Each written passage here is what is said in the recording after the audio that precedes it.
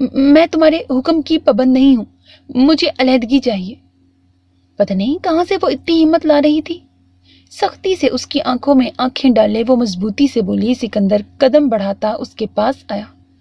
Rimsha 1 inch بھی نہیں ہلی۔ سکندر عجیب انداز میں مسکرایا۔ ڈر نہیں لگ رہا تمہیں مجھ سے سویٹ ہارٹ؟ وہ چپ رہی۔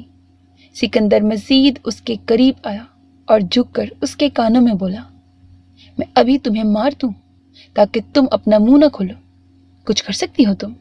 بریکٹ وہ تمسخرانہ انداز میں ہنسا۔ نہیں، سکندر کو 5 منٹ لگتے ہیں کسی کی روح نکالنے میں۔ انسان کو مزاحمت کرنے کا موقع بھی نہیں دیتا میں۔ تم اتنے بے رحم کیوں ہو؟ نہ چاہتے ہوئے بھی اس کی آنکھیں پانیوں سے بھر گئیں۔ اس کی آنکھیں اس سے شکوہ کیوں کر رہی تھیں؟ تمہیں اب پتہ لگ رہا ہے؟ وہ اب دھاڑا۔ رمشا نے زور سے آنکھیں بند کی۔ اب معلوم ہو رہا ہے کہ میں بے رحم ہوں۔ پہلے کیا نمازی پرہیزی تھا جو اب سچ جان کر تم ایسے بن رہی ہو جیسے تمہیں میرا پتہ ہی نہیں تھا۔ اس کے بازو کو تھامے وہ جھنجھوڑ کر چیخا۔ رمشا کا چہرہ سفید ہو گیا۔